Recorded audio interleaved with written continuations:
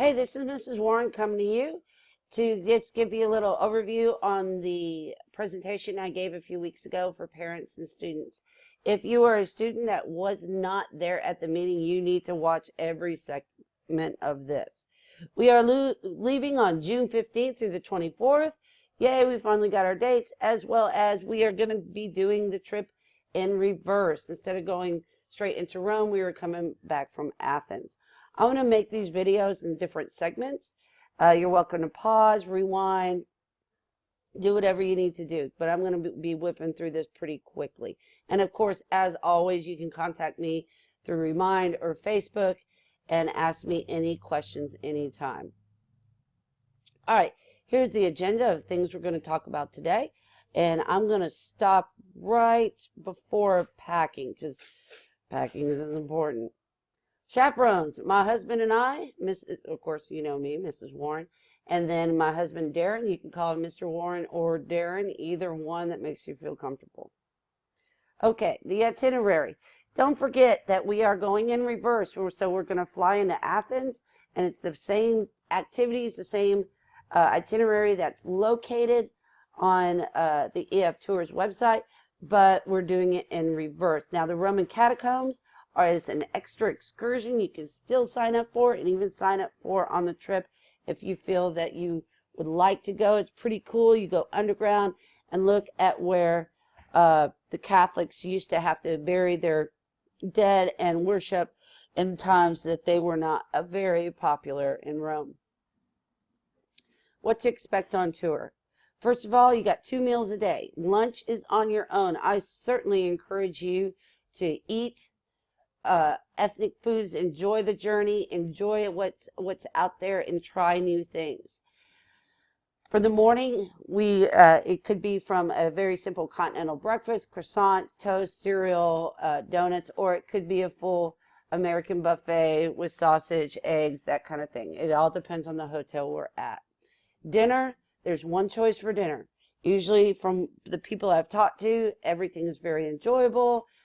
It's easy to eat. There might be a little 1 or 2 weird things, but they're going to want to include you in their culture. So we're going to be enjoying that part of the trip as well. What's not included? Beverages other than tap water. Some places might provide us with, whatever we want to drink for dinner or breakfast. Usually breakfast has a variety. But sodas, if you're usually eating or drinking a lot of sodas, they can be rather expensive. Souvenirs, we're going to talk about that, and paying to use public restrooms. I know that sounds a little weird, but we are going to a different place. Now, having to use public restrooms. Usually the places we go will have already restrooms. If we go to the Vatican or we go to different places, they're going to be public restrooms that we don't have to pay for. But when we're out and about in a plaza, maybe doing some shopping or having lunch, you might have to first, buy a piece of gum or something like that, and it could be as little as 75 cents. Pickpockets. They're rampant in Europe, especially high touristy places we're going to.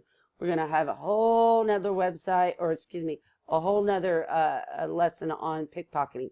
But keep hold of your stuff. And I will be keeping all of your passports just to be safe. Now, having to pay for extra condiments at McDonald's, no free refills. And one thing that concerned me when the first time I went to Europe is washcloths. They don't have them. They consider them a very personal item. So it's good to probably pick up some kind of microfiber washcloth that you can take with you that dries very quickly. And second, do not buy water on the street. There's a lot of places that you can get water fountains, spring water. They're very big with that in Europe and touristy places, and especially at the airport. Don't pay $3 for a bottle of water. That's ridiculous. There's plenty of free filtered water that you can fill up a water bottle or something like that as we go. Surprises to students. There may be elevators. They may not be elevators. So you're going to haul your baggage upstairs a lot of the times, or down the streets. We might be in some quaint hotel where you're going to have to pull your luggage around the way. That's just one more reason why to be super efficient about packing light. Showers and drains work differently. Water pressure can be lower. Now let's talk about behavior. There's going to be a curfew, and it's going to change from night to night, and it really depends on what time we get in. But when the curfew hits, there will be a bed check. There will be lights out, no noise, no FaceTiming, no videos, no anything like that. You got to be courteous to the people you're staying with. And honestly, you're going to be crazy tired anyway. But that, once you're in, you're in. Boy-girl areas, it's education first policy. There's no boy or girls in anybody of the opposite sex's room. You guys can get together in a common area in the hotel if there's time, but other than that, absolutely not. There's a contract that you must sign. Please read over it carefully. An alcohol contract as well. Now there's some official documents that your parents got at the meeting. Make sure that this is all covered and everything is put in order, and I can collect those at any time. Spending money. You want to make sure that you have a budget. You got a plan in place. How am I going to spend my money? How much? If you're on a budget, we'll talk about that in a minute. Debit cards or credit cards are good, especially, there'll be a lot of opportunities to get ATMs. You don't want to carry a ton of money on you at any one time, and that's just safe. Again, mention pickpocketers. Make sure your banks are notified.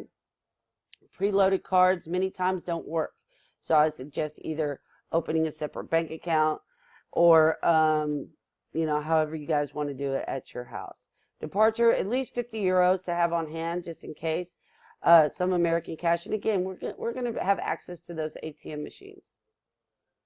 Here is a kind of a rough estimate. I would say minimum for any kind of money you would like to bring. Of course, you can bring more if you like.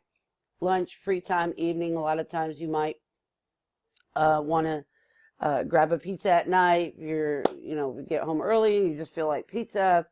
But EF recommends about $50 per student per day, and that's including any souvenirs, lunch, anything, snacks, extra that you might want to have.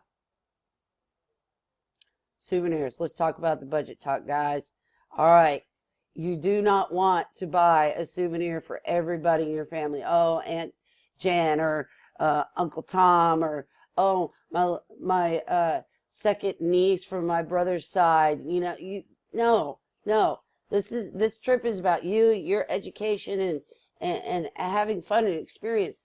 If you have this long list of souvenirs of people you got to buy for, number one, you're going to pay for all this extra stuff, and you're going to run out of money, which has happened to some travelers before. They run out of money and they don't have any money because they paid for all this extra stuff. Plus, you're going to have to carry it around.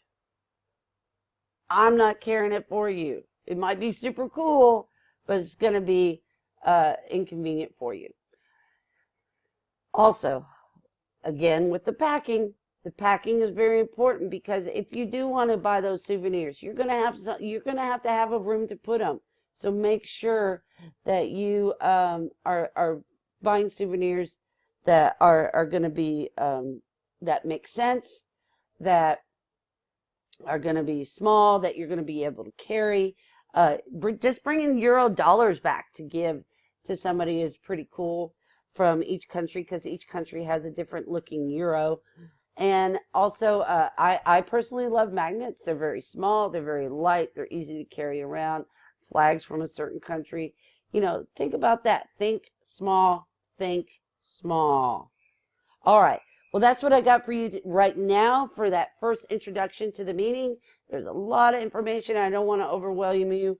So keep an eye out for the next video. And again, let me know if you have any questions whatsoever anytime. See you soon.